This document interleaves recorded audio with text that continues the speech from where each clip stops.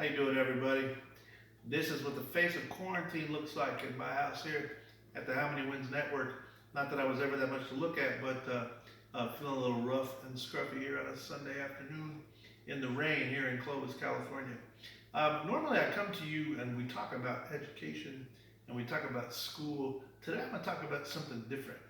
I wanted to tell you a story about my mother. My mother was one of those ladies who was very proud to be a mom, but even though she never regaled us with stories from her work, I also know she had two initials and two letters by her name that she was also really proud of. Her name was Sandra Eben Sutter, RN, registered nurse. She spent a lot of time in her career, at the end of her career, teaching nurses' assistants how to help out and serve in the hospital. But before that, she had a good 25-year career walking on the floors of hospitals around Fresno and the Valley. Um, she didn't talk much about it, but I remember when I was 15, I broke my leg. She taught me something. I had a football injury. I was in the hospital for about a week. And when I was leaving, I received really good care while I was there. But when I was leaving, I had the nurses kept telling me thank you and how grateful they were and how nice I was, and I didn't understand why. And as I found out when I got home, my mother had sent the nursing staff a card and some candy in my name just to say thank you and how much I appreciated that.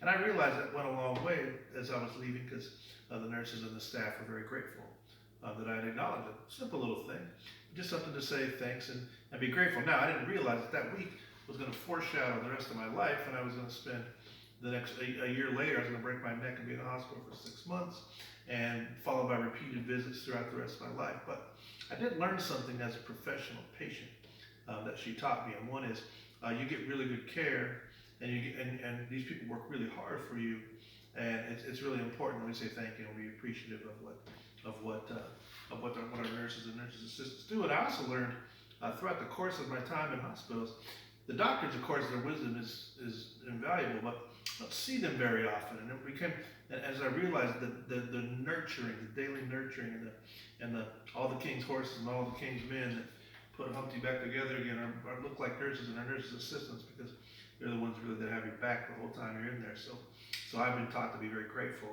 and I thank my mother for that. But I was inspired to do this today by a letter I got on Facebook by one of my students from Wisconsin.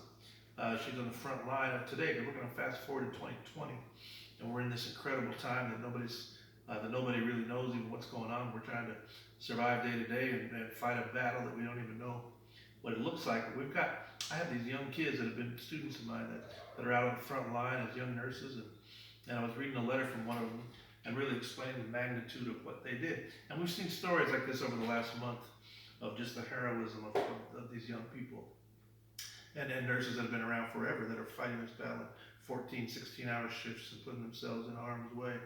And I was really moved by that and reminded of my mother and reminds me to say a couple of things. First thing is, to those young people that are fighting and are coming into the profession, you're gonna, I don't know if we'll ever see anything like this again. So it's really difficult to think that you're starting your career off in such a difficult situation. But bless your hearts, man, and God bless you for doing it.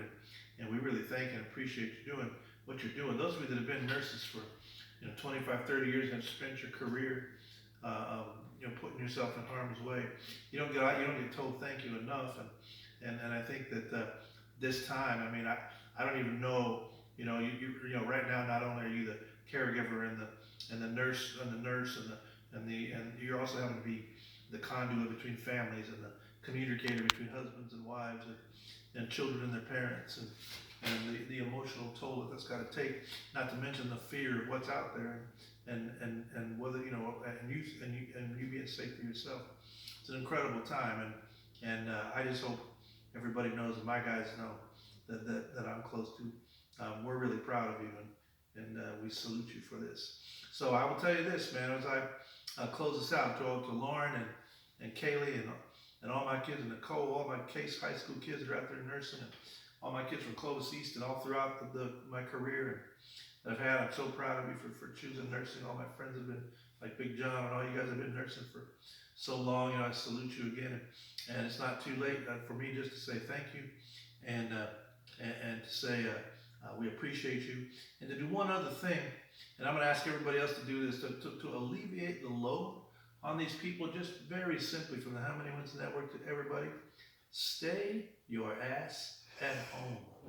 Thank you. Everybody have a great day. Let's keep counting our blessings.